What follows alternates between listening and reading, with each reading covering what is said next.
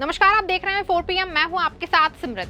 महाराष्ट्र चुनाव को लेकर राहुल गांधी एक्टिव मोड में नजर आ रहे हैं, जिससे बीजेपी की मुश्किलें बढ़ गई हैं। आपको बता दें कि महाराष्ट्र चुनाव को लेकर राहुल गांधी ने जनसभा को संबोधित करते हुए बीजेपी और आरएसएस पर आरोप लगाए हैं और कहा है कि संविधान को खत्म करने पर लगे हैं।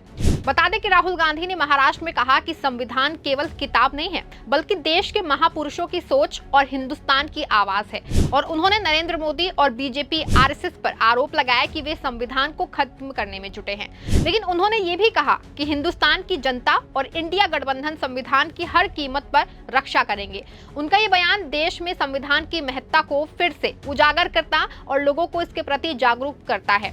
राहुल गांधी ने राष्ट्रीय स्वयंसेवक संघ पर संविधान पर छिपे हमले करने का आरोप लगाते हुए उस पर एक बार फिर हमला बोला है।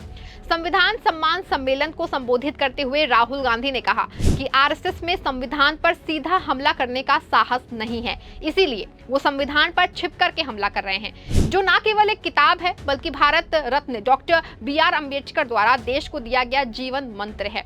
और उन्होंने कहा कि संविधान भगवान गौतम बुद्ध, सम्राट अशोक, महात्मा बसवेश्वर, छत्रपति राजर्षि शाहू महाराज, महात्मा ज्योतिरादित्य फुले और सावित्रीबाई फुले, महात्मा गांधी जैसे महान लोगों के हजारों साल पुराने विचारों को दर्शाता है, जो सभी जातियों, धर्मों, लोगों और क्षेत्रों का सम्मान करते हैं। कांग्रेस नेता ने कहा कि आरएसएस और भारतीय जनता पार्टी लगातार एक संविधान पर प्रहार कर रहे हैं। आरएसएस इसे गुप्त रूप से कर रहा है, क्योंकि उन्हें पता है कि अगर वे सीधे तरीके से करेंगे तो खेल खत्म हो जाएगा।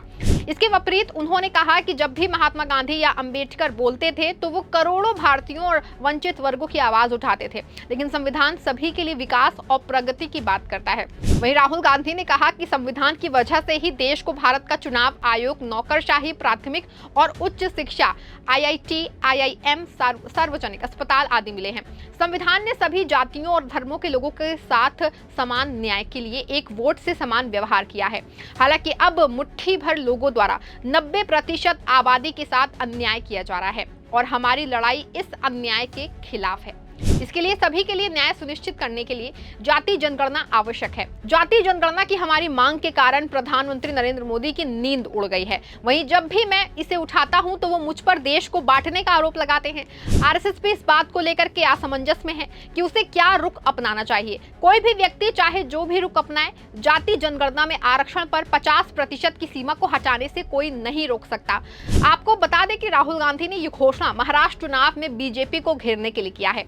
आपको बता दें कि उन्होंने भाजपा सरकार पर ऋण ना चुका पाने पर गरीब किसानों को दंडित करने का आरोप लगाया, जबकि बड़े उद्योगपति हजारों करोड़ रुपए हड़प के देश से भाग जाते हैं। वहीं इससे पहले दोपहर में राहुल गांधी ने दीक्षा भूमि स्मारक पर डॉक्टर अंबेडकर को श्रद्धांजलि अर्पित की।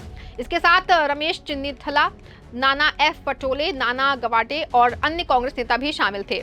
पटोले ने कहा कि आरएसएस के गढ़ ऑरेंज सिटी के पास राहुल गांधी की बैठक से भाजपा बौखला गई है और इससे बौखलाए राज्य के उप मुख्यमंत्री देवेंद्र फडणवीस ने अपमानजनक बयान दिए हैं। वहीं फडणवीस की इस टिप्पणी की आलोचना करते हुए संविधान की लाल रंग की प्रति पहनकर राहुल गांधी अपने वामपंथी झुकाव कर संकेत दे रहे हैं, क्योंकि वे शहरी नक्सलियों से घिरे हुए हैं। आपको बता दें कि पटोले ने फडणवीस पर कटाक्ष करते हुए कहा कि हिंदू धर्म में लाल रंग शुभ माना जाता है, लेकिन भाजपा इसे अपवित्र मानती है।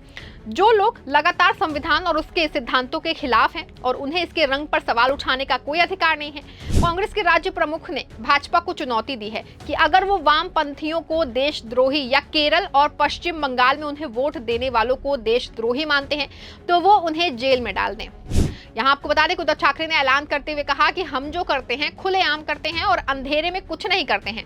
हमने 2 लाख तक का कर्ज माफ किया है। वहीं अब हमारी सरकार आने के बाद महाराष्ट्र के विकास की पंचसूत्रीय गारंटी के तहत किसानों के कर्ज का 3 लाख रुपए तक माफ करेंगे।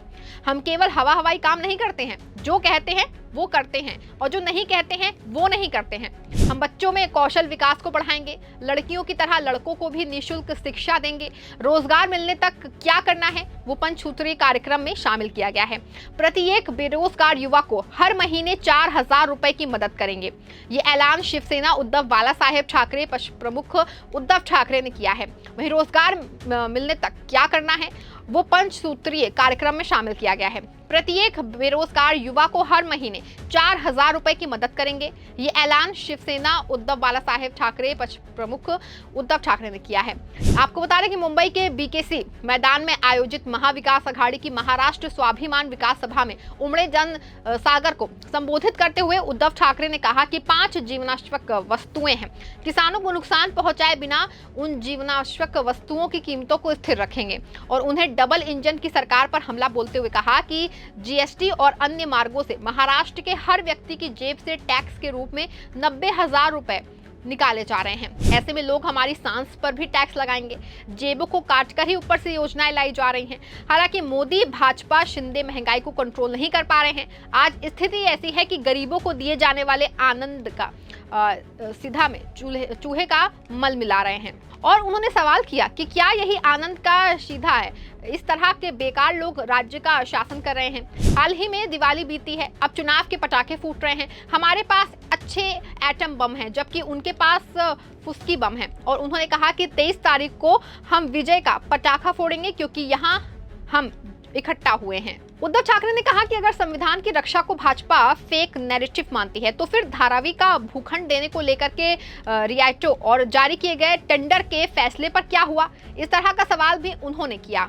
वही सारे उद्योग गुजरात जा रहे हैं। उन्होंने रोकने के लिए ये चुनाव जीतना है। ये चुनाव शिवसेना, कांग्रेस अथवा राकांपा के अस्तित्व का नहीं है। ये मुंबई और महाराष्ट्र का जो गुजरातीकरण चल रहा है, उसे रोकने के लिए ये चुनाव जीतना है, क्योंकि सभी चीजें गुजरात जा रही हैं। सभी कामकाज दिल्ली में बैठे लोग करेंगे। तो क्या हम सब लोग छत्रपति शिवाजी महाराज की जय बोल करके तृतीय पंथियों की तरह शांत बैठ करके देखते रहेंगे? इससे मर जाना अच्छा है। कल बीकेसी में आयोजित महाविकास अघाड़ी की सभा में शिवसेना प्रमुख उद्धव ठाकरे भाजपा व घाती सरकार पर जमकर बरसे। उद्धव ठाकरे ने कहा कि मुंबई को अडानी की झोली में डाला जा रहा है। पूरी मुंबई अडानी में हो गई है और उन्हें सभी टीडीआर देते हुए भूखंड भी दे रहे हैं। इसके साथ ही उद्धव ठाकरे ने घोषणा करते हुए कहा कि कोरोना काल में जिस तरह से हमने धारावी को बचाया, उसी तरह एक बार फिर से धारावी को हम बचाएंगे। हमारी सरकार आने के बाद हम इस ठेके को रद्द करेंगे। हम सभी धाराविकों को वहीं के वहीं आवास मुहैया करवाएंगे। और उन्होंने कहा कि ये सरकार लाडले ठेकेदार की सरकार है। उन्होंने आगे कहा कि ये लोग गावठनवा कोलीवाड़ा का क्लस्टर करेंगे। जिस तरह से झोपड़ों का विकास करते समय एक अलग इमारत बनकर उनमें आवास दे देते हैं, उसी तरह से कोलीवाड़ा और गावठन का विकास करते हुए उन्हें भी उनकी झोली में डालने की कोशिश की जा रही है। लेकिन हम एक भी गावठन या कोलीवाड़ा किसी भी बिल्डर की झोली में नहीं जाने देंगे। आपको बता दें कि उद्धव ठाकरे ने कहा कि मैं प्रत्येक जिले में शिवाजी महाराज के मंदिर का निर्माण करूंगा, सूरत में भी निर्माण करूंगा। देवा भाव को छत्रपति शिवाजी महाराज सहन नहीं हो रहे हैं। उनकी सरकार में महाराज की प्रतिमा बनी और 8 महीने में ही गिर गई। इसके बाद भी उन्होंने चुनौती दी कि हिम्मत है तो मुब्रा में छत्रपति शिवाजी महाराज का मंदिर बना के दिखाओ। देवा भाव यहाँ जाते वहां खाते। सबसे पहले ये जाने लो कि मुब्रा के प्रवेश द्वार पर ही छत्रपति शिवाजी महाराज, तुकाराम, जिजाऊ समेत कई महान लोगों के शिल्प हैं। उन्होंने कहा कि जिस गद्दार को आपने फोड़ा और मुख्यमंत्री के तौर पर सिर पर बिठाया, उसके जिले में छत्रपति शिवाजी महाराज का मंदिर बनाना भारी है, तो ऐसे गद्दार को सिर पर क्यों बिठाएं? उद्धव ठाकरे ने कहा कि मुंबई समेत महाराष्ट्र की जनता जो है वो जागरूक है। लोकसभा चुनाव में महाविकास अघाड़ी के उम्मीदवारों को अच्छा समर्थन दिया था। मुंबई में जनता का अच्छा रिस्पांस मिला। वहीं 6 में से 5 जीते थे, लेकिन 1 चोरी कर ली है। इसके बाद स्नातक, शिक्षक और सीनेट का चुनाव जीते और उन्होंने विश्वास जताते हुए कहा कि मुंबईकारों का आशीर्वाद ऐसे ही बना रहे और बना रहेगा। इस खबर में फिलहाल बस इतना ही। ऐसी तमाम राजनीतिक खबरों के लिए बने रहें और जुड़े रहें 4PM के साथ। धन्यवाद।